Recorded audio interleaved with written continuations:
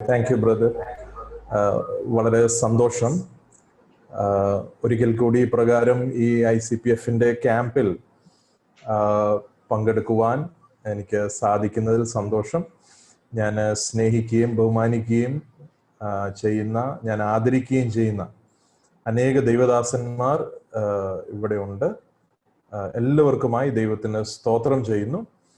എന്നെ ഈ ക്യാമ്പിലേക്ക് ക്ഷണിച്ച പ്രിയ ക്ലെമൻസ് സാറിനോടുള്ള നന്ദി പറയുന്നു. ഈ മീറ്റിംഗ് ലീഡ് ചെയ്യുന്ന ബ്രദറിനായി സ്തോത്രം.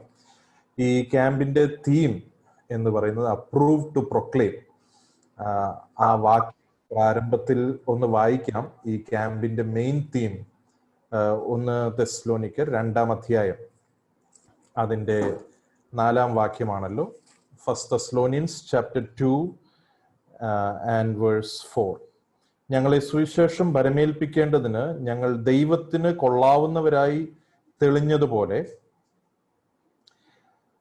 ഞങ്ങൾ മനുഷ്യരെ അല്ല, ഞങ്ങളുടെ ഹൃദയം ശോധന ചെയ്യുന്ന ദൈവത്തെ അത്രേ പ്രസാദിപ്പിച്ചുകൊണ്ട് സംസാരിക്കുന്നത്. Approve to proclaim.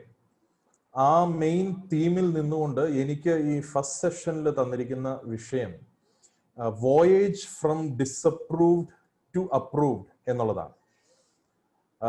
അതിന്റെ അർത്ഥം അയോഗ്യതയിൽ നിന്ന് യോഗ്യതയിലേക്കുള്ള യാത്ര. സുവിശേഷ ഘോഷണത്തിന് വേണ്ടി നമ്മെ കർത്താവ് യോഗ്യരാക്കി തീർത്തു. അപ്പോൾ യോഗ്യരാക്കുന്നതിന് മുൻപ് ഒരു അയോഗ്യതയുടെ സ്റ്റേജ് ഉണ്ടായിരുന്നു. ആ അയോഗ്യതയുടെ സ്റ്റേജിൽ നിന്ന് ദൈവം നമ്മെ യോഗ്യരാക്കി. അതെങ്ങനെ, ആ പ്രോസസ് ആണ് എൻ്റെ ഈ 1-ാമത്തെ സെഷൻ. വളരെ പ്രാർത്ഥനയോടെ നിങ്ങൾ എല്ലാവരും ഇരിക്കണം. ICPF ക്യാമ്പുകളൊക്കെ ഞാൻ വളരെയധികം എൻജോയ് ചെയ്തിട്ടുള്ള ഒരു വ്യക്തിയാണ്. So it is like coming back home. വളരെ പ്രാർത്ഥനയോടെ ദൈവസന്നിധിയിൽ ഇരിക്കാം. ഈ സെഷന് വേണ്ടി ഒരു വേദഭാഗം ഞാൻ വായിക്കാൻ ആഗ്രഹിക്കുന്നു. ഈ പർട്ടിക്കുലർ സബ് തീമിന് വേണ്ടി, voyage from disapproved to approved. നമുക്ക് എല്ലാവർക്കും സുപരിചിതമായ രാജാക്കന്മാരുടെ 1-ാമത്തെ പുസ്തകം, 1 Kings chapter 19.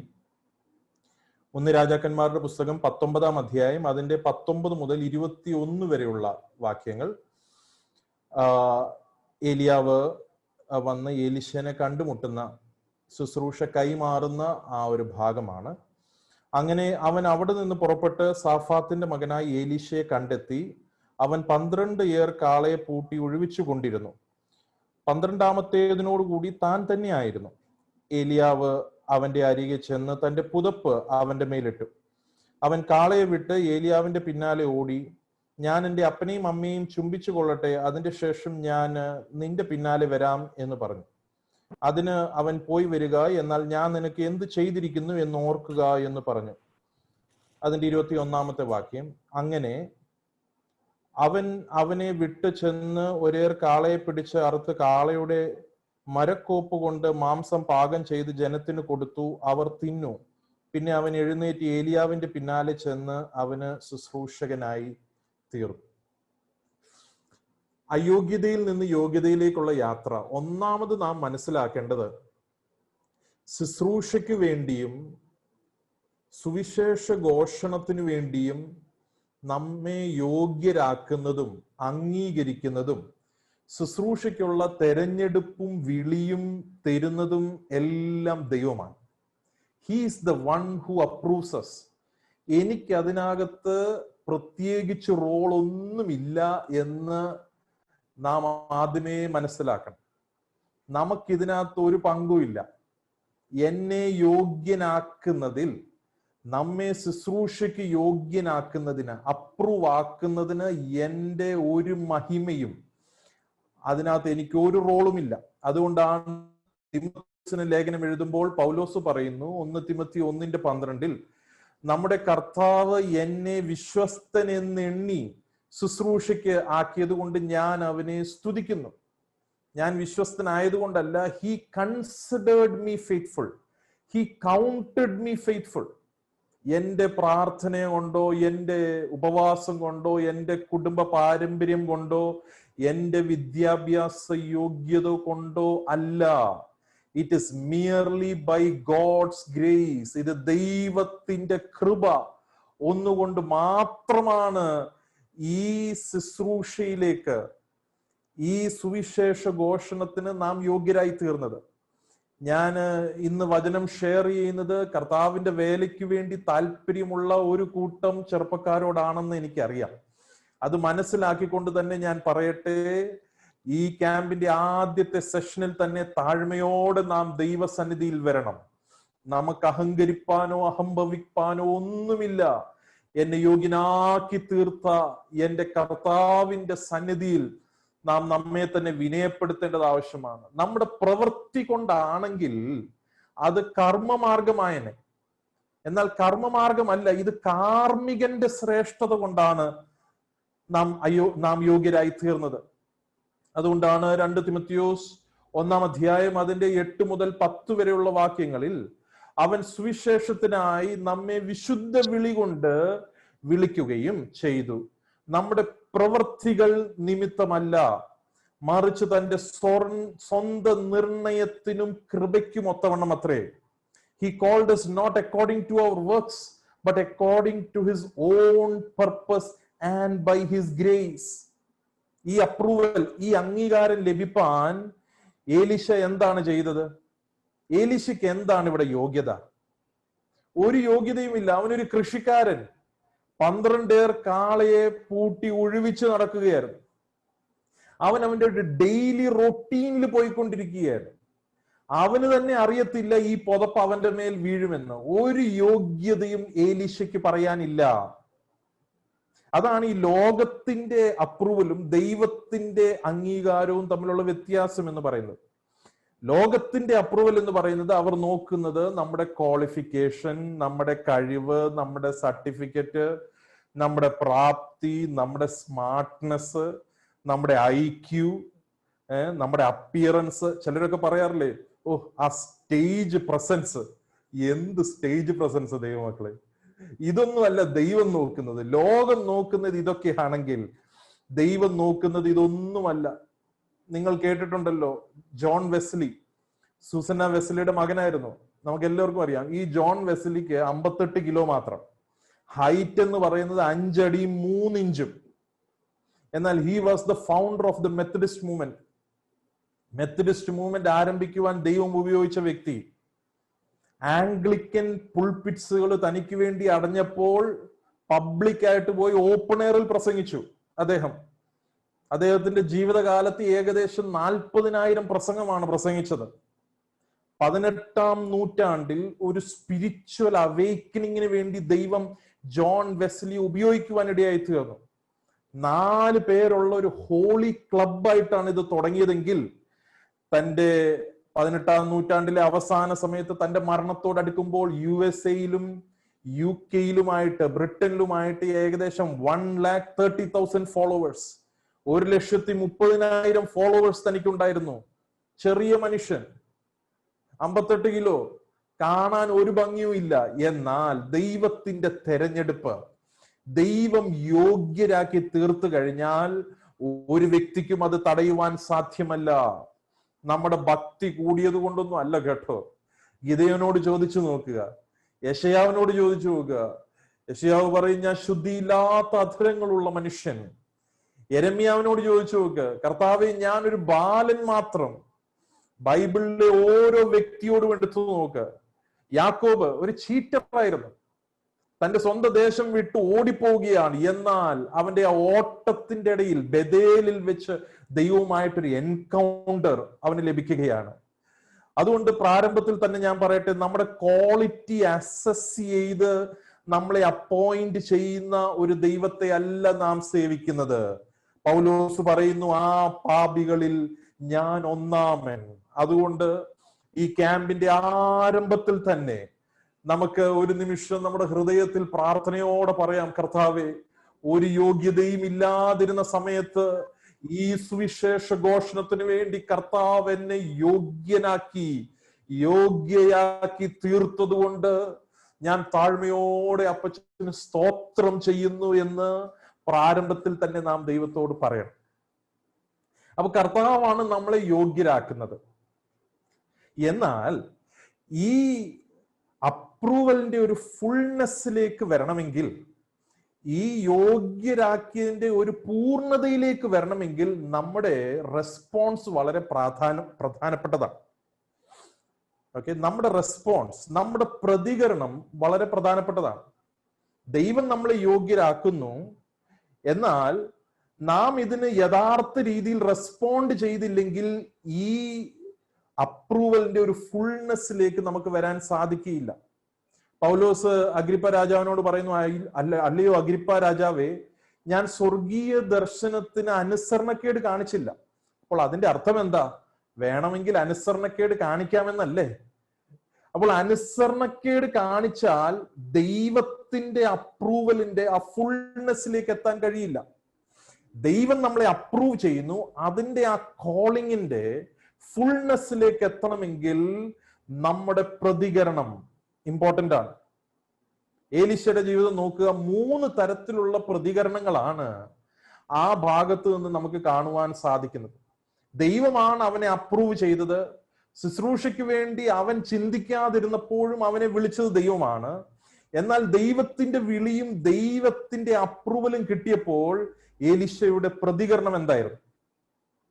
അതിന്റെ 19-ാം വാക്യത്തിന്റെ ഒടുവിൽ ഇങ്ങനെ കാണുന്നു, ഏലിയാവ് അവന്റെ അരികെ ചെന്ന് തന്റെ പുതപ്പ് അവന്റെ മേലിട്ടു, അവൻ കാളയെ വിട്ട് ഏലിയാവിന്റെ പിന്നാലെ ഓടി.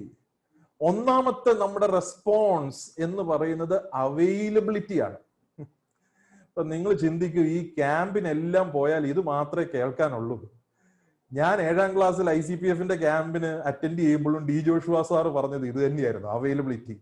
വർഷങ്ങൾ ഇത്ര കഴിഞ്ഞാലും എനിക്ക് ഇന്നും ഇത് മാത്രമേ പറയാനുള്ളൂ. കർത്താവിന് വേണ്ടി പ്രയോജനപ്പെടണോ? ദൈവത്തിന്റെ വിളി പൂർണ്ണമാകണമോ? ദൈവം ആഗ്രഹിക്കുന്നത് നമ്മുടെ അവൈലബിലിറ്റിയാ. എന്താ അവൈലബിലിറ്റി എന്ന് പറയുന്നത്? പച്ച മലയാളത്തിൽ പറഞ്ഞ് എടുത്ത് ചാടാൻ തയ്യാറാകണം, വില കൊടുക്കാൻ തയ്യാറാകണം. ഏലിയാവിന്റെ പുതപ്പ് തന്റെ മേലിട്ടപ്പോൾ അവൻ കാളയെ വിട്ട് അവന്റെ പിന്നാലെ ഓടിയെന്ന. സംശയിച്ചു നിന്നില്ല, ഭയപ്പെട്ട് നിന്നില്ല, ഒരു ഡൗട്ടില്ല ഏലീശയുടെ ജീവിതത്തിൽ. ദൈവം അംഗീകാരം കൊടുത്തപ്പോൾ എടുത്തങ്ങ് ചാടി. ഞാൻ ചോദിക്കട്ടെ ദൈവമക്കളെ, ദൈവമാണ് വിളിച്ചതെങ്കിൽ വൈ ആർ വി ഹെസിറ്റന്റ്? എന്തുകൊണ്ടാണ് നാം മടിച്ചു നിൽക്കുന്നത്? കർത്താവ് നമ്മളെ യോഗ്യരാക്കിയ പിന്നെ എന്തിനാ നാം മടിച്ചു നിൽക്കുന്നത്? അതിന്റെ അർത്ഥം ഈ വിളിച്ച വ്യക്തിയെ നമുക്ക് ശരിക്കും അറിയില്ല എന്നുള്ളതല്ലേ? വിളിച്ച വ്യക്തിയെ ശരിക്കും അറിയാമെങ്കിൽ എടുത്തു ചാടും. പത്രോസ് അതല്ലേ ചെയ്തേ? കർത്താവെ നീ ആണെങ്കിൽ ഞാൻ വരാം, എടുത്തങ്ങ് ചാടുക. കർത്താവാണ് അറിഞ്ഞു കഴിഞ്ഞാൽ പിന്നെ പടകിലിരിക്കേണ്ട ആവശ്യമില്ല, ചാടിക്കോണം. കർത്താവ് നോക്കിക്കൊള്ളും, കർത്താവ് നോക്കിക്കൊള്ളും. Price the Lord. ഈ ഏലീശ ആരാണ്? ഇതിനു മുമ്പത്തെ പാസേജിൽ ഏലിയാവ് പറയുന്നുണ്ട് ഞാൻ മാത്രമേ ഉള്ളൂ, ദൈവം പറയുന്നു നീ മാത്രമല്ല, ബാലിന് മുട്ടുമടക്കാത്ത 7000 പേര് വേറെയുണ്ട്. ഈ 7000 പേരിൽ ഒരാളാണ് ഏലീശ. എന്ന് വെച്ചാൽ ദൈവം ആരെന്നും സത്യദൈവം ആരെന്നും സത്യദൈവത്തെ ആരാധിച്ചു വന്നൊരു വ്യക്തിയാണ് ഏലീശ. അതുകൊണ്ട് ഇസ്രായേലിന്റെ ദൈവം ആരെന്ന് ഏലീശയ്ക്ക് അറിയാമായിരുന്നു. അതുകൊണ്ട് ദൈവം യോഗ്യത ഉള്ളവനായി തെരഞ്ഞെടുത്തപ്പോൾ, വിളി ലഭിച്ചപ്പോൾ ഏലിയാവ് പിന്നെ ഒന്നും നോക്കിയില്ല. അവൻ കാളയെ വിട്ട് ഏലിയാവിന്റെ പിന്നാലെ ഓടി. അവൈലബിൾ ആണെന്ന് റെസ്പോണ്ട് ചെയ്യുമ്പോൾ ഒരു പ്രോബ്ലം ഉണ്ട്. എന്താണെന്നറിയാം? നമ്മുടെ കംഫർട്ട് പോകും. നാം നിൽക്കുന്നിടത്ത് തന്നെ നിന്നുകൊണ്ട് ദൈവത്തിന്റെ വിളി പൂർത്തീകരിക്കാൻ പറ്റില്ല. God will move us. ദൈവം നമ്മളെ അങ്ങോട്ടും ഇങ്ങോട്ടും മൂവ് ചെയ്യും. നമ്മുടെ സർക്കംസ്റ്റാൻസസിനെ ദൈവം ചേഞ്ച് ചെയ്യും. അബ്രഹാമിനോട് ദൈവം പറയുകയാണ്, നീ ആഗ്രഹിക്കുന്ന ലക്ഷ്യത്തിലേക്ക് ഞാൻ നിന്നെ എത്തിക്കണമെങ്കിൽ നീ എന്ത് ചെയ്യണം? നീ നിന്റെ പിതൃഭവനത്തെയും ചാർച്ചക്കാരെയും വിട്ട് ഞാൻ നിന്നെ കാണിപ്പാനിരിക്കുന്ന ദേശത്തേക്ക് പോകണം. ഓക്കെ, നമ്മുടെ കംഫർട്ട് പോകും. എബ്രഹാമിന്റെ പോയോ? തീർച്ചയായിട്ടും പോയി. He was ready to sacrifice. അവൻ ത്യജിക്കാൻ തയ്യാറായിരുന്നു. റിസ്ക് എടുക്കാൻ തയ്യാറായിരുന്നു. He was ready to pay the price. വില കൊടുക്കുവാൻ തയ്യാറായിരുന്നു. പിതൃഭവനത്തെയും ചാർച്ചക്കാരെയും ഒക്കെ വിടാൻ അവൻ തയ്യാറായിരുന്നു. എടുത്ത് ചാടണം. എന്തിനാ പേടിക്കുന്നേ? കർത്താവല്ലേ നമ്മളെ വിളിച്ചത്. ഞങ്ങൾ നേപ്പാളിൽ വന്നിട്ട് 6 വർഷം. വന്ന സമയത്ത് എൻ്റെ മോൻ നഴ്സറിയിലാണ് പഠിക്കുന്നത്. അവനെയും കൊണ്ട് ഇവിടെ അടുത്തുള്ള സ്കൂളിൽ പോയി നഴ്സറിയിൽ അഡ്മിഷന് വേണ്ടി. നഴ്സറിയിൽ അഡ്മിഷൻ ചെയ്യുന്നപ്പോൾ അവിടെ ഒരു ചന്ദ്ര മാഡം, ഞാനിത് പലയിടത്തും പറഞ്ഞിട്ടുണ്ട്, ചന്ദ്ര മാഡത്തിന്റെ അടുത്ത് ചെന്ന് ഞങ്ങൾ പറഞ്ഞു, ഇതൊരു ന്യൂ അഡ്മിഷനാ. ഇംഗ്ലീഷിലാ പറഞ്ഞത്. ഞങ്ങളിങ്ങനെ ഇന്ത്യയിൽ നിന്ന്, കേരളത്തിൽ നിന്ന് വന്ന മിഷണറിമാരാണ്, ഇതെന്റെ മോൻ, ഇവനെ ഈ സ്കൂളിൽ അഡ്മിറ്റ് ചെയ്തു എന്നൊക്കെ ഇംഗ്ലീഷിൽ പറഞ്ഞപ്പോൾ ആ ചന്ദ്ര മാഡം വായും പൊളിച്ച് നോക്കി നിൽക്കുക. ഞങ്ങൾ പറഞ്ഞു ഒരു ഇംഗ്ലീഷും അവർക്ക് മനസ്സിലായി.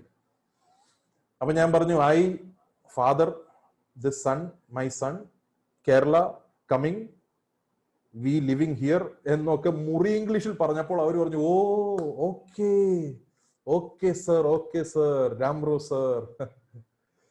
അന്ന് എന്റെ മോനെ നഴ്സറി ക്ലാസ്സിലാക്കിയിട്ട് ഞങ്ങൾ തിരിച്ച് വീട്ടിൽ വന്നു. ഞാനും എന്റെ ഭാര്യയും കൂടെയും കുറച്ചു നേരം ഇരുന്ന് കരഞ്ഞു. കാരണം കേരളത്തിൽ നമ്മുടെ മാതാപിതാക്കൾ എത്ര ഉയർന്ന വിദ്യാഭ്യാസമാണ് തന്നത് കർത്താവേ. എന്നാൽ ഇവിടെ വന്ന് എന്റെ മോനെ പഠിപ്പിക്കാൻ പോകുന്ന ടീച്ചർക്ക് ഇംഗ്ലീഷ് പോലും അറിയത്തില്ലല്ലോ. ഈ സ്കൂളിലാണല്ലോ എന്റെ കുഞ്ഞിനെ ആക്കിയത് എന്ന് ചോദിച്ച് ദൈവസന്നിധിയിൽ പ്രാർത്ഥിച്ചപ്പോൾ കർത്താവ് എന്നോട് ചോദിച്ചു, നീ എന്നാ ഇംഗ്ലീഷ് പഠിച്ചത്? നീ എന്നാ പഠിച്ചത്? നീ കേരളത്തിലെ കേരള സ്റ്റേറ്റ് സിലബസ് സ്കൂളിലല്ലേ പഠിച്ചത്? അവിടെ അച്ഛന്റെ സ്കൂളിലായിരുന്നു, ഇംഗ്ലീഷ് കമ്പൽസറി ആയിരുന്നു. എവിടെ ഇംഗ്ലീഷ് പറയുന്നു? മലയാളം പറഞ്ഞ 5 രൂപ ഫൈൻ. എത്ര അടി കൊണ്ടിട്ടുണ്ട്. നീ എങ്ങനെയാ പഠിച്ചത്? ഞാൻ എങ്ങനെ ഇംഗ്ലീഷ് പഠിച്ചതെന്ന് അറിയാമോ? എന്റെ പിതാവ് IPCയിലെ ഒരു പാസ്റ്ററായിരുന്നു. എന്റെ പിതാവിന് കുവൈറ്റില് IPC അഹമ്മദി ചർച്ചിന്റെ പാസ്റ്ററായിട്ട് 3 വർഷം കിട്ടി. ആദ്യത്തെ വർഷം ഞങ്ങളെ കൊണ്ടുപോകാൻ പറ്റിയില്ല. അത് കഴിഞ്ഞിട്ടുള്ള 2 വർഷം ഞങ്ങളെ കൊണ്ടുപോയി. അങ്ങനെ കുവൈറ്റിൽ ചെന്ന ഒരു ഇന്ത്യൻ സ്കൂളിൽ, ജാബിരി ഇന്ത്യൻ സ്കൂളിൽ അഡ്മിഷൻ എടുത്തു. അവിടെ ചെന്നപ്പോൾ എല്ലാവരും ഇംഗ്ലീഷാ പറയുന്നത്. ആ ഇംഗ്ലീഷ് എനിക്ക് മനസ്സിലായില്ല. ഞാൻ കർത്താവിനോട് പറഞ്ഞു, കർത്താവെ എന്തിനാ എന്നെ ഇവിടെ കൊണ്ടുവന്നത്? എനിക്കിത് പറയാൻ ലജ്ജയില്ല. എന്നാൽ ഓരോ ക്ലാസിന്റെ ഇടയ്ക്കുള്ള 5 മിനിറ്റ്സ് ഗ്യാപ്പില് ഞാൻ ടോയ്ലറ്റിൽ പോയി പാത്തിരിക്കുമായിരുന്നു. കാരണം ആ 5 മിനിറ്റിൽ എന്നോട് ആരും ഇംഗ്ലീഷ് സംസാരിക്കരുത്. ഉച്ചയ്ക്ക് 1 മണിക്കൂറുള്ള ലഞ്ച് ബ്രേക്കിന് ഞങ്ങളുടെ ക്ലിനിക്കിൽ ഒരു മലയാളി ആന്റി ഉണ്ട്. ആ മലയാളി ആന്റിയുടെ അടുത്ത് പോയി ഞാൻ ഇരിക്കും. ഞാൻ ആന്റി അവിടെ ഇരുന്ന് അവരെന്നോട് ഇംഗ്ലീഷ് പറയും. അങ്ങനെ 2 വർഷം കുവൈറ്റിൽ നിന്നും അറിഞ്ഞോ അറിയാതെയോ ഞാൻ ഇംഗ്ലീഷ് പഠിച്ചു. കർത്താവിനോട് പ്രാർത്ഥനയിൽ പറഞ്ഞു, നിന്നെ ഇംഗ്ലീഷ് പഠിപ്പിക്കാൻ നിന്റെ അപ്പനെ എനിക്ക് കുവൈറ്റിൽ വിടാമെങ്കിൽ നീ നിന്റെ മകന് വേണ്ടി എന്തിനാ ഭാരപ്പെടുന്നത്? അന്ന് തൊട്ട് ഇന്ന് വരെ ഒരു ഭാരവും ഇല്ല. Praise Lord. എടുത്തങ്ങ് ചാടണം. നമ്മുടെ കുഞ്ഞുങ്ങളെ കുറിച്ചുള്ള ഭാവിയും നമ്മളെ തടഞ്ഞു വെച്ചിരിക്കുന്ന പല കാര്യങ്ങളും ഉണ്ട്. ഞാൻ പറയട്ടെ, ഇത് ഒത്തിരി പേര് ലോഗിൻ ചെയ്തിട്ടുണ്ട്. എനിക്ക് വളരെ സന്തോഷം. നമ്മൾ വലിയ മിഷനും മിനിസ്ട്രിയും കാഴ്ചപ്പാടും സ്ട്രാറ്റജിയും ഒക്കെ പറയും. എന്നാൽ നിങ്ങൾ കല്യാണം കഴിക്കുന്ന നിങ്ങളുടെ ലൈഫ് പാർട്ട്ണറിന് വിളിയില്ലെങ്കിൽ നിങ്ങളുടെ എല്ലാ ദർശനവും വെള്ളത്തിലാണ്. വിവാഹം കഴിക്കാത്ത പ്രിയപ്പെട്ടവരോട് ഞാൻ പറയട്ടെ, നിങ്ങൾ എല്ലാവരും നിങ്ങളുടെ വിവാഹത്തിന് വേണ്ടി പ്രാർത്ഥിക്കണം. നിങ്ങൾ വലിയ കോളിങ്ങും മിനിസ്ട്രിയും സമർപ്പണവും മിഷൻ ചലഞ്ച് കേട്ട് ഞാൻ ഇപ്പോ ഇറങ്ങി പുറപ്പെടുന്നൊക്കെ പറഞ്ഞിട്ട് കല്യാണം കഴിക്കുന്നത് ദൈവഹിത പ്രകാരം അല്ലെങ്കിൽ ഇതൊന്നും നടക്കത്തില്ല. സ്തോത്രം. അതുകൊണ്ട് വിവാഹം കഴിക്കുമ്പോൾ ദൈവത്തിന്റെ ഹിതപ്രകാരമുള്ള ആളെ വിവാഹം കഴിക്കണം. നോർത്ത് ഇന്ത്യക്ക് മിനിസ്ട്രി ലഭിച്ച ഒരാള് IELTS പാസ്സായി PR കാത്തിരിക്കുന്ന കാനഡയ്ക്ക് പോകുവാനുള്ള ഒരു പെണ്ണിനെ വിവാഹം കഴിച്ചുകൊണ്ട് കാര്യമില്ല. സ്തോത്രം. കാനഡയിൽ പോകുന്നതോ USA പോകുന്നതോ തെറ്റല്ല. അവിടെയും ശക്തമായി കർത്താവിന്റെ വേല ചെയ്യാം. എന്നാൽ നമ്മുടെ കോളിംഗ് എവിടെയാണോ അവിടേക്ക് വേണ്ടി ദൈവം നിങ്ങൾക്ക് വേണ്ടി ഒരു ലൈഫ് പാർട്ട്ണറെ ഒരുക്കി വെച്ചിട്ടുണ്ട്. അതിലും എന്ത് ചെയ്യണം? വില കൊടുക്കാൻ തയ്യാറാകണം. നമുക്കെല്ലാം സ്വപ്നങ്ങളുണ്ട്. നമ്മുടെ ലൈഫ് പാർട്ട്നേഴ്സിനെ കുറിച്ച് സ്വപ്നങ്ങളുണ്ട്. ബ്യൂട്ടി, ടോളായിരിക്കണം, മുടി ഉണ്ടാകണം, അങ്ങനെ ഭയങ്കര സ്വപ്നങ്ങളാ. ഇതൊക്കെ ഒന്ന് തകരാൻ ഏൽപ്പിച്ചു കൊടുത്തില്ലെങ്കിൽ ദൈവത്തിന്റെ ആ അപ്രൂവലിന്റെ ഫുൾനെസ്സിലേക്ക് എത്താൻ പറ്റത്തില്ല. അവൈലബിലിറ്റി എന്ന് പറയുമ്പോൾ എടുത്തു ചാടണം. ഏലീശ ഒന്നും നോക്കിയില്ല. സ്തോത്രം. എപ്പോൾ പുതപ്പ് വീണോ അപ്പോൾ എടുത്തങ്ങ് ചാടുകയായിരുന്നു. വില കൊടുക്കാൻ തയ്യാറായിരുന്നു. കർത്താവ് നോക്കിക്കൊള്ളും നമ്മുടെ കാര്യം. Price the Lord. ദൈവനാമം മഹത്വപ്പെടുമാറാകട്ടെ. അപ്പോൾ യോഗ്യനാക്കുന്നത് ദൈവമാണെങ്കിലും നമ്മുടെ റെസ്പോൺസ് ഇസ് വെരി ഇമ്പോർട്ടൻറ്റ്. നമ്മുടെ ലഭ്യത, നമ്മുടെ അവൈലബിലിറ്റി. കർത്താവേ, എന്റെ കംഫർട്ട് എത്ര പോയാലും ഞാൻ വില കൊടുക്കാൻ തയ്യാറാണ്, ഈ സുവിശേഷത്തിന് വേണ്ടി ഞാൻ വില കൊടുക്കുവാൻ തയ്യാറാണ് എന്ന് നാം പറയാൻ തയ്യാറാകുന്നുവെങ്കിൽ ദൈവം നമ്മളെ ഉപയോഗിക്കും. രണ്ടാമത്തെ എലീശയുടെ റെസ്പോൺസ് എന്ന് പറയുന്നത് അതിന്റെ 21-ാം വാക്യം. അങ്ങനെ അവനെ വിട്ട് ചെന്ന് ഒരു ഏർ കാളയെ പിടിച്ച് അറുത്ത് കാളയുടെ മരക്കോപ്പ് കൊണ്ട് മാംസം പാകം ചെയ്തു. രണ്ടാമത്തെ റെസ്പോൺസ് എന്ന് പറയുന്നത് കംപ്ലീറ്റ് സറണ്ടർ ആണ്, ഒരു സമർപ്പണം, ഒരു കമ്മിറ്റ്മെന്റ്. എന്താണ് ഇവിടുത്തെ കമ്മിറ്റ്മെന്റ് എന്ന് പറയുന്നത്? ഇവിടുത്തെ എലീശയുടെ സമർപ്പണം എന്ന് പറഞ്ഞാൽ എന്താ? എലീശ ഒരേർ കാളയെ അറുത്ത് അതിന്റെ മരക്കോപ്പ് അങ്ങ് കീറി വിറകാക്കി. അതിന്റെ അർത്ഥം, ഇനി ഞാൻ ആഗ്രഹിച്ചാൽ പോലും, ഇനി ഞാൻ സ്വപ്നം കണ്ടാൽ പോലും ഈ ജോലിക്ക് ഞാൻ തിരികെ വരില്ലെന്നർത്ഥം. ഭയങ്കര കെയർഫുൾ ആയിരിക്കണം എന്നാ. തീയിട്ട് ചുട്ട് കളയേണ്ടതെല്ലാം കളയണം, ഇല്ലെങ്കിൽ പറയാൻ പറ്റത്തില്ല ടെംപ്റ്റേഷൻ എപ്പോഴാ വരുന്നത്. എലീശ അതുകൊണ്ട് എന്ത് ചെയ്തു? അവന്റെ ഉപജീവനത്തിന് ആവശ്യമായിട്ടുള്ളതെല്ലാം നശിപ്പിച്ചു കളഞ്ഞു എന്നുള്ളതാണ്. നശിപ്പിച്ചു കളഞ്ഞു, തീയിട്ട് കളഞ്ഞു. ആ മരകോപ്പ് കീറി അങ്ങ് വിറകാക്കി. ഇനി ഞാൻ ആഗ്രഹിച്ചാൽ പോലും ഈ ജോലിയിലേക്ക് ഞാൻ തിരികെ പോകില്ല എന്നുള്ള ഒരു സമർപ്പണം. ദൈവിക വിളിയുടെ പ്രത്യേകതയാണ് ദൈവമക്കളെ. ദൈവത്തിന്റെ വിളി കേട്ട ഒരു വ്യക്തിക്ക് തിരികെ പോകാൻ പറ്റില്ല. ദൈവവുമായിട്ടൊരു എൻകൗണ്ടർ ലഭിച്ചൊരു വ്യക്തിക്ക് തിരികെ പോകാൻ കഴിയില്ല. 12 ഏർ കാള എന്നൊക്കെ പറഞ്ഞാൽ അതിനെ മെയിൻറ്റെയിൻ ചെയ്യുക എന്ന് പറയുന്നത് തന്നെ ബുദ്ധിമുട്ടാ. 12 ജോഡി 24 ആ 12 ഏർ കാളയ്ക്ക് ഉഴുവാനുള്ള സ്ഥലം എന്ന് പറഞ്ഞാൽ ഏക്കർ കണക്കിന് സ്ഥലം ഉണ്ടാവും. Which means he was A rich മാൻ. അത് മാത്രമല്ല, ഇതിന്റെ ബാക്ക്ഗ്രൗണ്ട് നോക്കിക്കഴിഞ്ഞാൽ 3 വർഷത്തെ ക്ഷാമം അങ്ങോട്ട് തീർന്നിട്ടേ ഉള്ളൂ. 3 വർഷത്തെ ക്ഷാമം തീർന്നിട്ടേ ഉള്ളൂ. പക്ഷെ ഇവിടെ എലീശ ഭയങ്കര കൃഷിയാണ് എന്ന് വെച്ചാൽ അവനെ ഈ ക്ഷാമം ഒന്നും എഫക്ട് ചെയ്തിട്ടില്ലെന്ന് ഞാനങ്ങ് വിശ്വസിക്കുക. ദൈവത്തിന്റെ വിളി നമ്മുടെ ജീവിതത്തിൽ കോൺഫ്ലിക്റ്റ് കൊണ്ടുവരും. കോൺഫ്ലിക്റ്റ് എന്താണ്? കോൺഫ്ലിക്റ്റ് ഇവിടെ അവൻ പാരന്റ്സിന്റെ അടുത്തേക്ക് പോകുന്നു, ഓക്കെ, ഒരു യാത്ര ചോദിക്കാൻ. അവന്റെ പൊസിഷൻ, ഇതൊരു ഫാമിലി ബിസിനസ് പോലെയാണ്. ഈ ബിസിനസ് ഇനി ആര് കൊണ്ടുപോകും? Passion, he had A passion. കാരണം അതിനുശേഷം അവൻ എല്ലാവർക്കും സദ്യ കൊടുത്തു എന്ന് വെച്ചാൽ ഒരു ജനസമ്മതനായിരുന്നു അവൻ. ഇതൊക്കെ നമ്മുടെ ജീവിതത്തിൽ കോൺഫ്ലിക്റ്റ് കൊണ്ടുവരും. We all will face this battle. എന്റെ ജീവിതത്തിൽ ഞാൻ ഈ ബാറ്റിൽ ഫേസ് ചെയ്തു. എന്റെ പിതാവ് കർത്താവിന്റെ വേല ചെയ്തു, തൃശ്ശൂർ നല്ലൊരു മിനിസ്ട്രി ഒക്കെ സെറ്റപ്പ് ചെയ്തു.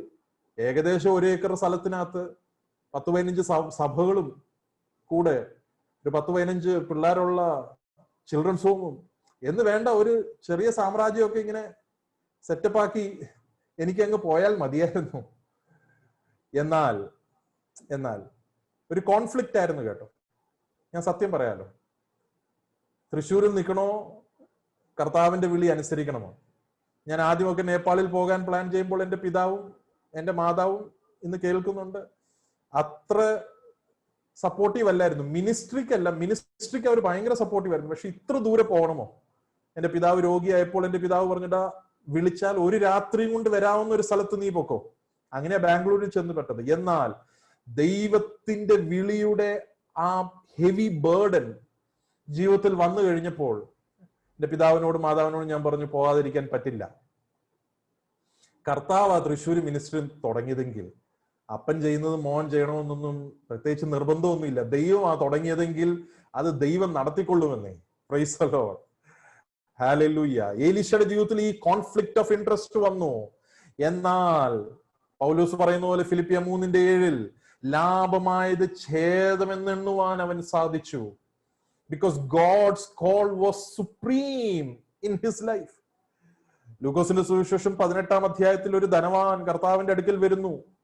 യേശുവിനോട് പറയുന്നു, ഇനിയൊരു കുറവ് നിനക്കുണ്ട്, നിനക്കുള്ളത് വിറ്റ് ദരിദ്രർക്ക് കൊടുക്കുക, എന്നിട്ട് എന്നെ അനുഗമിക്കുക. അവൻ ദുഃഖിതനായി മടങ്ങിപ്പോയെന്നുള്ളതാണ്. സഹോദരങ്ങളെ, ഞാനൊരു കാര്യം പറയട്ടെ, പലർക്കും ഈ വിളി ലഭിച്ചിട്ടുണ്ട് കേട്ടോ. എന്നാൽ സാഹചര്യങ്ങളുടെ സമ്മർദ്ദം മൂലം പലർക്കും ചെയ്യാൻ കഴിയുന്നില്ല. ശ്രേഷ്ഠന്മാരായ അനേകർ സാഹചര്യങ്ങളുടെ സമ്മർദ്ദം മൂലം ഈ ദൈവം അവരെ അപ്രൂവ് ചെയ്തതിന്റെ ഫുൾനെസ്സിലേക്ക് എത്താൻ കഴിയുന്നില്ല. അതുകൊണ്ട് പ്രായമായി കഴിയുമ്പോൾ ചിലര് എന്ത് ചെയ്യുന്നു? കുറ്റബോധം കൊണ്ട് കർത്താവിന്റെ വേല ചെയ്യുന്നവരുണ്ട്. അതും ദൈവം അംഗീകരിക്കുന്നു. അത് കുറ്റബോധം കൊണ്ട് അങ്ങ് ചെയ്യുക. ചിലർക്ക് ആയ കാലത്തിൽ ഒന്നും ചെയ്യാൻ പറ്റിയില്ല, അതുകൊണ്ട് പ്രായമാകുമ്പോൾ പണം കൊടുത്ത് ചെയ്യുന്നു. നല്ല കാര്യം തന്നെ. പക്ഷെ ആ അവസ്ഥയിലേക്ക് ഒന്നും എന്നെ കേൾക്കുന്ന ശ്രോതാക്കൾ എത്താതിരിക്കാൻ വേണ്ടി പറയുന്നു, ഇപ്പോഴുള്ള ദൈവത്തിന്റെ വിളിയെ, ദൈവത്തിന്റെ അപ്രൂവലിനെ നിങ്ങൾ അവഗണിച്ച് കളയരുത്. ദൈവമാണ് നിങ്ങളെ അപ്രൂവ് ചെയ്തത്. എന്നാൽ നമ്മുടെ ഭാഗത്ത് നിന്ന് ദൈവത്തിനൊരു റെസ്പോൺസ് വേണം. സമർപ്പിക്കണം, ഏൽപ്പിച്ചു കൊടുക്കണം ദൈവത്തിന്റെ സന്നിധി. എന്തുകൊണ്ടാണ് നമുക്ക് സമർപ്പിക്കാൻ കഴിയാത്തത്? ഞാൻ നോക്കുമ്പോൾ പല കാരണങ്ങളുണ്ട്. എന്തുകൊണ്ടാണ് സമർപ്പിക്കാൻ കഴിയാത്തത്? ഒന്നാമത്തെ ഒരു പ്രശ്നം ഒരു ഐഡന്റിറ്റി ക്രൈസിസാ. എന്നെ ലോകം എന്തായിട്ട് അറിയും? ഒരു IT കമ്പനിയിലെ മാനേജറായിട്ട് ഇരുന്നു കൊണ്ട് കർത്താവിന്റെ വേല ചെയ്തു കഴിഞ്ഞാൽ എല്ലാവരും പറയും IT കമ്പനിയിലെ മാനേജർ. അപ്പം we want to be identified not as an evangelist but IT company manager. ഒരു ഐഡന്റിറ്റി ക്രൈസിസ് ആ പ്രോബ്ലം. ജോലിയോടുകൂടി സുവിശേഷ വേലയാണോ, സുവിശേഷ വേലയോടുകൂടി ജോലിയാണോ? നിങ്ങൾ തീരുമാനിക്കണം. കർത്താവ് നമ്മളെ എല്ലാവരെയും വിളിച്ചിരിക്കുന്ന ദൈവരാജ്യത്തിന്റെ ഭാഗമാകുവാനാണ്. അതിൽ നിന്ന് നമുക്ക് ആർക്കും മാറിപ്പോകാൻ പറ്റത്തില്ല. ഞാൻ ഇത്ര കുറച്ചെങ്കിലും എൻ്റെ വാക്കുകളിൽ ഒരു സ്ട്രിക്ട്നെസ് തോന്നുന്നെങ്കിൽ ഇത് ICPFന്റെ ഈ സ്റ്റുഡന്റ് ലീഡേഴ്സിന്റെ ഗ്രൂപ്പ് ആയതുകൊണ്ടാണ്. സാധാരണ ചർച്ചിലെ വിശ്വാസികളോട് ഞാനിങ്ങനെ പറയില്ല. കർത്താവ് നിങ്ങളെ വിളിച്ചിരിക്കുന്നു, ദൈവത്തിന്റെ അപ്രൂവൽ നിങ്ങളുടെ മേലുണ്ട്. അതുകൊണ്ടാണ് ഇന്ന് നിങ്ങൾ ഇവിടെ ലോഗിൻ ചെയ്യുവാൻ ഇടയായി തീർന്നത്. പ്രിയ കുഞ്ഞുങ്ങളെ, ദൈവമക്കളെ, ഞാൻ പറയട്ടെ, ദൈവത്തിന്റെ അപ്രൂവൽ ദൈവം നമുക്ക് തന്നിരിക്കുമ്പോൾ നമ്മുടെ റെസ്പോൺസ് ഒരിക്കലും നെഗറ്റീവായി പോകരുത്. പൂർണ്ണമായിട്ടും ദൈവസന്നിധിയിൽ അങ്ങ് സമർപ്പിക്കണം. കർത്താവേ, എന്റെ ഐഡന്റിറ്റി അല്ല എനിക്ക് പ്രശ്നം, സ്തോത്രം. ഇന്ന് ബൈബിൾ കോളേജിൽ നിന്ന് ഇറങ്ങുന്ന പലരെ പറ്റിയും കേട്ടിരിക്കുന്നത് ഇവാഞ്ചലിസ്റ്റ് എന്ന് പോലും വിളിക്കപ്പെടുവാൻ ആഗ്രഹിക്കുന്നില്ലെന്നുള്ളത്. പാസ്റ്റർ എന്ന് വിളി കേൾക്കാൻ സന്തോഷമാണ്, പക്ഷെ സുവിശേഷകൻ എന്നുള്ള വിളി കേൾക്കാൻ താല്പര്യമില്ലാത്ത ഒരു സമൂഹത്തിലാണ് നമ്മൾ ജീവിക്കുന്നത്. അതൊരു ലജ്ജയായി തോന്നുന്നു, ഒരു നാണംകേട്, ഒരു കുറച്ചിലായിട്ടൊക്കെ തോന്നുന്നു. ചില വർഷങ്ങൾക്ക് മുമ്പ് എന്റെ സമപ്രായക്കാരനായ എനിക്ക് വളരെ അറിയാവുന്ന ഒരു വ്യക്തി ചർച്ച് മിനിസ്ട്രിയാണ്. ആ വ്യക്തി അറിയാതെ ഞാൻ ബ്രദറെ എന്നൊന്ന് വിളിച്ചുപോയി. യോ പ്രൈസ് ദി ലോർഡ്, തെറ്റിപ്പോയി. പബ്ലിക്കിലല്ല കേട്ടോ, ഒറ്റയ്ക്ക് കണ്ടപ്പോൾ. നമുക്ക് എന്താ നമ്മുടെ ഐഡന്റിറ്റി? ഒന്നുമല്ല. നമ്മൾ ആരാ? We are nothing in front of God. ദൈവം അപ്രൂവ് ചെയ്തത് കൊണ്ടായിരുന്നു നമ്മൾ നിൽക്കുന്നത് തന്നെ. നമ്മുടെ ഐഡന്റിറ്റി ഒക്കെ ഒന്ന് മാറ്റിക്കളയാം. Price the Lord. ദൈവത്തിന്റെ സന്നിധിയിൽ നമുക്കുള്ള ഐഡന്റിറ്റി, എനിക്ക് അവന്റെ ക്രൂശിലല്ലാതെ പ്രശംസിപ്പാൻ ഇടവരരുത് എന്ന് നമുക്ക് അപ്പോസ്തലനോടുകൂടി ചേർന്ന് പറയുവാൻ സാധിക്കും. ഏലീശയുടെ സമർപ്പണം എന്താണെന്നറിയാം? He was ready to be uprooted എന്ന് വെച്ചാൽ വേരോടെ അവനെ പറിച്ച് മാറ്റാൻ അവൻ തയ്യാറായിരുന്നു. ഏലീശ എവിടെയാണ്? Elisha is in A rural village. Rural വില്ലേജിൽ ശാന്തമായിട്ട് പീസ്ഫുൾ ലൈഫാണ്. രാവിലെ എഴുന്നേറ്റ് കൃഷി ചെയ്യും, അതിന്റെ സമ്പാദ്യം കൊണ്ട് ജീവിക്കുന്നു. പീസ്ഫുൾ ആയിട്ടുള്ള ലൈഫ്. ഓക്കെ, വളരെ ശാന്തമായ ഒരു village setup. But he was ready to be uprooted. എങ്ങോട്ട്? Not for a peaceful ministry. ഏലിയാവിന്റെ ശുശ്രൂഷ എലീശയ്ക്ക് അറിയാമായിരുന്നു. 2 രാജ്യങ്ങളാണ്, ഇസ്രായേലിനെ 2ആയിട്ട് വിഭജിച്ചു, northern kingdom and southern kingdom. Southern കിങ്ഡമിലെ രാജാക്കന്മാരൊക്കെ വലിയ കുഴപ്പമില്ലായിരുന്നു എന്നാണ് ബൈബിൾ പറയുന്നത്. എന്നാൽ നോർത്തേൺ കിങ്ഡമിലെ രാജാക്കന്മാർ, they were wicked, they did evil in the eyes of the Lord. ദൈവത്തിന്റെ ദൃഷ്ടിയിൽ അനിഷ്ടമായത് ചെയ്തു നോർത്തേൺ കിങ്ഡമിലെ രാജാക്കന്മാർ. അതിന്റെ ഇടയിലേക്കാണ് ദൈവം ഏലിയാവിനെ ഏലീശനെയും വിളിക്കുന്നത്. അതുകൊണ്ട് തന്നെ ഏലിയാവിന്റെ മിനിസ്ട്രി എന്ന് പറയുന്നത് ഒരു കൺഫ്രണ്ടേഷണൽ മിനിസ്ട്രി ആയിരുന്നു. പാപത്തോടും പാപത്തിന്റെ മോഹങ്ങളോടും അന്നുള്ള വിഗ്രഹാരാധനയ്ക്കും അന്നുള്ള ഈവിൾ പ്രാക്ടീസസിന് എതിരെയാണ് ഏലിയാവിന്റെ മിനിസ്ട്രി. ഏലീശയ്ക്കും അറിയാം, ഈ ഏലിയാവിന്റെ അഭിഷേകം എന്റെ വന്നാൽ എന്റെ ശുശ്രൂഷയും ഈ ജനത്തോട് തന്നെയാണ്, ഈ ജനത്തോട് തന്നെയാണ്. എന്നാൽ ഏലീശ സമർപ്പിക്കാൻ തയ്യാറായി. എന്തുകൊണ്ടെന്നറിയാമോ? Because he discerned the times. കാരണം അവൻ കാലഘട്ടത്തെ വിവേചിച്ചു എന്നുള്ളതാണ്. 1 ദിനവൃത്താന്തം 12 ഇസ്സാഖാറിന്റെ മക്കൾ കാലഘട്ടത്തെ വിവേചിച്ചു എന്ന് പറയുന്നത് പോലെ തന്നെ ഏലീശയും കാലഘട്ടത്തെ വിവേചിച്ചു. ഒരു കർഷകനായിരിക്കുന്നത് തെറ്റല്ല, being a farmer is not bad. എന്നാൽ ഈ സമയത്ത് ദൈവം എന്നെ വിളിച്ചിരിക്കുന്നത് ഒരു ഗ്രാമത്തിൽ സുഖമായി പീസ്ഫുൾ ആയിട്ട് കൃഷി ചെയ്യുവാനല്ല. ദൈവം എന്നെ വിളിച്ചിരിക്കുന്നത് പാപത്തിനെതിരെ പോരാടുവാനാണെന്ന് എലീശയ്ക്ക് മനസ്സിലായി.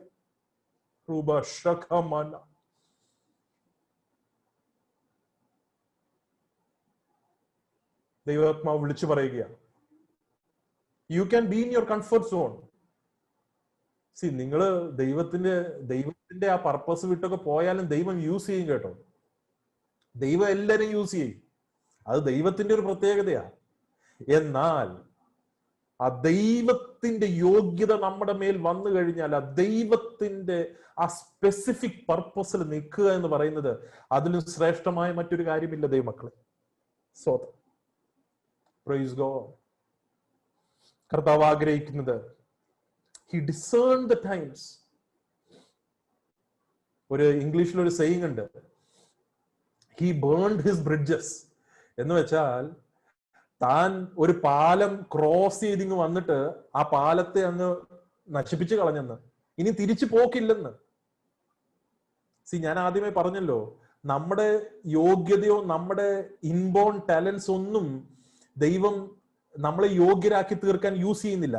എന്നാൽ നമ്മെ യോഗ്യരാക്കി തീർത്തതിന് ശേഷം ദൈവത്തിന് നമ്മുടെ ടാലൻസ് ഒക്കെ യൂസ് ചെയ്യാം. പൗലോസിന്റെ യോഗ്യത കൊണ്ടൊന്നും അല്ല ദൈവം അവനെ യോഗ്യനാക്കി അപ്രൂവ് ചെയ്തത്. എന്നാൽ പൗലോസിന്റെ പഴയ നിയമത്തിലെ ജ്ഞാനമൊക്കെ ദൈവം പിന്നീട് യൂസ് ചെയ്തു. ഓക്കെ, നിങ്ങൾ ഒരു പ്രാവശ്യം MBBS-ഉം MCA-യും MSW ഒക്കെ പഠിച്ചു, അതൊന്നും നോക്കിയിട്ടല്ല ദൈവം യോഗ്യരാക്കി നിങ്ങളെ തിരഞ്ഞെടുക്കുന്നത്. എന്നാൽ യോഗ്യരായതിനു ശേഷം ദൈവത്തിന് നിങ്ങളുടെ എഡ്യൂക്കേഷൻ യൂസ് ചെയ്യാൻ പറ്റും. നോർത്ത് ഇന്ത്യ, നേപ്പാൾ, വിവിധ സ്ഥലങ്ങളിൽ ഇന്ന് ബൈ വൊക്കേഷണൽ മിനിസ്റ്റേഴ്സിനെ ആവശ്യമുണ്ട്. ഇവിടെ MSW-കാരെ ആവശ്യമുണ്ട്. കമ്മ്യൂണിറ്റി ഡെവലപ്പ് ചെയ്യാൻ, ഹെൽത്ത് കെയർ തുടങ്ങാൻ. ഞങ്ങള് നമ്മുടെ പല വർക്കുകളും ചെപ്പാങ് എന്ന് പറയുന്ന ഒരു ട്രൈബിന്റെ ഇടയ്ക്കാണ്. ഈ ചെപ്പാങ്കും തമാങ്ങും ട്രൈബ് ഞങ്ങളുടെ 3 ചർച്ചസിൽ എത്തണമെങ്കിൽ ഏകദേശം, ഞാൻ പലയിടത്തും പറഞ്ഞിട്ടുണ്ട്, ഒരു 2.5 മണിക്കൂറോളം ബൈക്കിൽ പോയതിനു ശേഷം 7-8 മണിക്കൂർ നടന്നെങ്കിൽ മാത്രമേ അവിടെ എത്തത്തുള്ളൂ. ഞങ്ങളുടെ 3 സഭകളിൽ നമുക്കാട്ടോ 8 മണിക്കൂർ, അവർക്ക് 3-4 മണിക്കൂർ മതി. ഞാൻ കർത്താവിനോട് പറഞ്ഞിരിക്കുന്ന, കർത്താവ് ഈ 120 കിലോ വെച്ച് ഞാൻ വർഷത്തിൽ 1 പോകത്തുള്ളൂ, കാരണം അത്രേ പറ്റത്തുള്ളൂ. അവിടെ ഒന്നും ഹെൽത്ത് കെയർ സിസ്റ്റം ഇല്ല. ഡോക്ടേഴ്സിനെ ആവശ്യമുണ്ട്. കമ്മ്യൂണിറ്റി ഡെവലപ്പ് ചെയ്യാൻ ആവശ്യമുണ്ട്. ആളുകളെ സമർപ്പിക്കാൻ തയ്യാറാണോ? എടുത്തു ചാടാൻ തയ്യാറാണോ? നമ്മുടെ മരക്കോപ്പുകളെ ഒന്ന് തീയിട്ട് ചുട്ടുകളയുവാൻ തയ്യാറാണോ? നാം പിടിച്ചിരിക്കുന്ന നമ്മൾ അഭിമാനിക്കുന്ന വിഷയങ്ങൾ ദൈവസന്നിധിയിൽ ചപ്പും ചവറൊന്നും എണ്ണാൻ തയ്യാറാണോ? ദൈവത്തിന് നിങ്ങളെ ആവശ്യമുണ്ട്. God needs you. God needs you. Mission needs you. അപ്പോൾ ഒന്നാമത്തെ റെസ്പോൺസ് എന്ന് പറയുന്നത് അവൈലബിലിറ്റി, രണ്ടാമത്തെ റെസ്പോൺസ് സമർപ്പണം, മൂന്നാമത്തെ അവസാനത്തെ റെസ്പോൺസ് എന്ന് പറയുന്നത് ഫെയ്ത്ത്ഫുൾനെസ്, വിശ്വസ്തതയാണ്. അതിന്റെ 21-ാം വാക്യത്തിന്റെ അവസാനം കാണുന്നത്, പിന്നെ അവൻ എഴുന്നേറ്റ് ഏലിയാവിന്റെ പിന്നാലെ ചെന്ന് അവന് ശുശ്രൂഷകനായി തീർന്നു എന്നുള്ളതാണ്. ഏലിയാവിന്റെ പിന്നാലെ ചെന്ന് അവന് ശുശ്രൂഷകനായി തീർന്നു. ഒരു ട്രാൻസ്ലേഷനിൽ പറയുന്നത് എലീഷ ബിക്കേം ഹിസ് അസിസ്റ്റന്റ് എന്നുള്ളതാണ്. അയ്യോ, ഫെയ്ത്ത്ഫുള്ളി സബ്മിസീവ്. അസിസ്റ്റന്റ് ആയിരിക്കാനൊക്കെ തയ്യാറാണോ നമ്മള്? ഒരാളുടെ കീഴിലൊക്കെ വർക്ക് ചെയ്യാൻ തയ്യാറാണോ ദൈവമക്കളെ? വിളി കിട്ടിയ ഉടനെ ഏലിയാവിനെ മറിച്ചിട്ട് ആ പൊസിഷനിൽ കയറിയിരിക്കാനൊന്നും ഏലീശ ശ്രമിച്ചില്ല. ദൈവം എന്നെ ഉയർത്തുന്ന സമയത്തോളം I will be his assistant. ആ ചെറിയ ഉത്തരവാദിത്വം വിശ്വസ്തയോടെ ചെയ്യുവാൻ ഏലീശ തയ്യാറായിരുന്നു. 2 രാജാക്കന്മാരുടെ പുസ്തകം 3-ാം അധ്യായത്തില് യഹോശഫാത്ത് വരുന്നു. അപ്പൊ നമുക്ക് ആലോചന ചോദിക്കാൻ ഇവിടെ വല്ല പ്രവാചകനുണ്ടോ? അപ്പൊ അവിടെ ഭൃത്യൻ പറയുന്ന ഒരു വാചകം വളരെ എന്നെ ചിന്തിപ്പിച്ചു. ഏലിയാവിന്റെ കൈക്ക് വെള്ളമൊഴിച്ച് ഏലീശ ഉണ്ടെന്ന് പരിചയപ്പെടുത്തുന്ന കണ്ടില്ലേ? നമ്മളെ വല്ലോ അങ്ങനെ പരിചയപ്പെടുത്തിയാൽ എന്തായിരിക്കും അവസ്ഥ? ഏലിയാവിന്റെ കൈക്ക് വെള്ളമൊഴിച്ച് ഏലീശ. എത്ര എത്ര താഴ്മയോടുകൂടി അവനെ ഇൻട്രൊഡ്യൂസ് ചെയ്യുന്നത്. ഞാൻ ചോദിക്കട്ടെ, are we ready to do the small and insignificant things? ലൂക്കോസിന്റെ സുവിശേഷം 16-ാം അധ്യായം, അല്പത്തിൽ വിശ്വസ്തൻ അധികത്തിലും വിശ്വസ്തൻ. വൻ കാര്യങ്ങളെ ചെയ്യാൻ ഒത്തിരി പേരുണ്ട് കേട്ടോ. വൻ കാര്യങ്ങളെ ഞാൻ പലയിടത്തും ഇത് പറഞ്ഞിട്ടുണ്ട്. വൻ കാര്യങ്ങളെ ചെയ്യാൻ പലരും ഉണ്ട്. എന്നാൽ ചെറിയ കാര്യങ്ങളെ ചെയ്യാനാണ് ഇന്ന് ആളില്ലാത്തത്. ചെറിയ കാര്യങ്ങൾ, ദൈവമാക്കിയിരിക്കുന്ന ചെറിയ കാര്യങ്ങൾ. അരുന്ധതി റോയ് വർഷങ്ങൾക്ക് മുമ്പ് ഒരു പുസ്തകം എഴുതി, ഗോഡ് ഓഫ് സ്മോൾ തിങ്സ്. ചെറിയ കാര്യങ്ങൾ ചെയ്യുവാൻ ആളുണ്ടോ? Price the Lord. കർത്താവിന് വേണ്ടി. മോശ എല്ലാവർക്കും അറിയാം, ബിഗ് ലീഡർ. എന്നാൽ മോശ ആ നദിയിൽ കിടക്കുമ്പോൾ ഫറോന്റെ പുത്രി വന്ന് അവനെ ആക്സെപ്റ്റ് ചെയ്യുന്നു. We do not talk about Pharaoh's daughter. എന്നാൽ ആ ഫറോയുടെ മോൾ ചെയ്തൊരു പ്രവൃത്തിയില്ലേ, അത് വലിയൊരു കാര്യമാണ്. She did a big thing. ചെറിയ കാര്യമാണെന്ന് നമ്മുടെ ദൃഷ്ടിയിൽ തോന്നിയാലും മോശ ഇന്നുള്ള മോശയായി തീർണമെങ്കിൽ അവനെ ആ നദിയിൽ നിന്ന് പൊക്കിയെടുക്കാൻ ആള് വേണം. ദൈവം ഈ കാലഘട്ടങ്ങളിൽ ചില ബർണബാസുമാരെ വിളിക്കുകയാണ്. വൻ കാര്യങ്ങളെ ചെയ്യുവാൻ മാത്രമല്ല, ബിഹൈൻഡ് ദ സീൻ. ഏലീശയെ, നിനക്ക് ഏലിയാവിനേക്കാളും അധികം അത്ഭുതങ്ങൾ ഞാൻ നിന്നിലൂടെ പ്രവർത്തിക്കും. ഏലിയാവ് ചെയ്ത ശുശ്രൂഷയെക്കാളും 3 വർഷം മടങ്ങ്, 3 times ലോങ്ങർ മിനിസ്ട്രി ഞാൻ നിനക്ക് തരും. 3 രാജാക്കന്മാർ നിന്റെ അടുക്കൽ കൗൺസിൽ ചെയ്യുവാൻ വരും. ആലോചന ചോദിക്കുവാൻ 3 രാജാക്കന്മാർ നിന്റെ അടുക്കൽ വരും. എന്നാൽ ഇന്ന് നീ ഏലിയാവിനെ കീഴ്പ്പെട്ടിരിക്കാൻ തയ്യാറാണോ? എലീശ ചെയ്തത്, he was faithful. He was faithfully submissive to the leadership of Elijah. നമ്മുടെ റെസ്പോൺസ് എന്താണ് ദൈവമക്കളെ? സ്തോത്രം. കർത്താവ് ആഗ്രഹിക്കുന്നത് അവന്റെ സന്നിധിയിൽ താഴ്മയോടെ അവനെ പിൻപറ്റുക. അപ്പൊ ഞാനൊന്ന് സമ്മറൈസ് ചെയ്തോട്ടെ, എന്റെ സമയം ഇവിടെ തീരുന്നു. അയോഗ്യതയിൽ നിന്ന് യോഗ്യതയിലേക്കുള്ള യാത്രയെ പറ്റിയാണ് നമ്മൾ ഇന്ന് പറഞ്ഞത്. അയോഗ്യതയിൽ നിന്ന് നമ്മളെ യോഗ്യരാക്കുന്നത് നമ്മുടെ ശ്രേഷ്ഠതയോ നമ്മുടെ പുണ്യപ്രവർത്തികളോ നമ്മുടെ കഴിവോ മിടുക്കോ അല്ല. It is absolutely God. ദൈവമാണ് ആ പ്രവൃത്തി ചെയ്യുന്നത്. എന്നാൽ നമ്മുടെ റെസ്പോൺസ് എന്ന് പറയുന്നത്, വി ഷുഡ് ബി അവൈലബിൾ. വില കൊടുക്കുവാൻ തയ്യാറാകണം, എടുത്തു ചാടാൻ തയ്യാറാകണം. We should surrender ourself. സമർപ്പിക്കപ്പെട്ടൊരു ജീവിതം. കാലഘട്ടത്തെ തിരിച്ചറിയുവാൻ, കാലഘട്ടത്തിനനുസരിച്ച്. ICPF നേതൃത്വം വഹിക്കുന്നവരൊക്കെ ഇവിടെ ഉണ്ടല്ലോ. കാലഘട്ടത്തിനനുസരിച്ച് ICPF മുൻപോട്ട് നടത്തുവാൻ കർത്താവ് നിങ്ങളെ സഹായിക്കട്ടെ എന്ന് ഞാൻ ആത്മാർത്ഥമായി പ്രാർത്ഥിക്കുന്നു. ഒടുവിലായി, ചെറിയ കാര്യങ്ങൾ ചെയ്യുവാനുള്ള വിശ്വസ്തത. നമ്മുടെ പേര് മാഗസിനിൽ വന്നേക്കില്ല, നമ്മുടെ പേര് പോസ്റ്ററിൽ ഒട്ടിച്ചേക്കില്ല. എന്നാലും സ്തോത്രം, കർത്താവിന് വേണ്ടി ചെറിയ കാര്യങ്ങൾ ചെയ്യുവാൻ, വിശ്വസ്തയോടുകൂടി ചെയ്യുവാൻ നാം തയ്യാറാകുന്നുവെങ്കിൽ നമ്മുടെ ആ അപ്രൂവലിന്റെ ഫുൾഫിൽമെന്റിലേക്ക്, ദൈവം നമ്മെ യോഗ്യരാക്കിയതിന്റെ അപൂർണതയിലേക്ക് നമുക്ക് എത്തുവാൻ സാധിക്കും. നമ്മുടെ കണ്ണുകളെ ഒരു നിമിഷം അടയ്ക്കാം. നമുക്ക് ദൈവത്തോട് പ്രാർത്ഥിക്കാം. ഒരു പാട്ട് പാടണമെന്ന് ആഗ്രഹമുണ്ട്. ICPF ക്യാമ്പ് പോലെ സമയമില്ല. നിങ്ങൾ ഇതിനു ശേഷം പാടുന്നെങ്കിൽ കൊള്ളാം. ഒരു നിമിഷം കണ്ണുകളെ അടയ്ക്കാം. കർത്താവേ, ഈ ക്യാമ്പിന്റെ ആദ്യത്തെ സെഷനിൽ തന്നെ ഞങ്ങളെ തന്നെ സമർപ്പിക്കുന്നു. കർത്താവാണല്ലോ ഞങ്ങളെ യോഗ്യരാക്കി തീർത്തത്. കർത്താവ്, ഈ ക്യാമ്പ് അറ്റൻഡ് ചെയ്യുന്ന ഓരോ സ്റ്റുഡന്റ് ലീഡറിന് വേണ്ടി ഞാൻ പ്രാർത്ഥിക്കും. യേശുവേ, ദൈവഹിതത്തിന് വിപരീതമായോ വിരോധമായിട്ടോ അവരുടെ മുൻപിൽ ഒരു വാതിലുകളും തുറക്കരുത് എന്ന് ഞാൻ പ്രാർത്ഥിക്കും.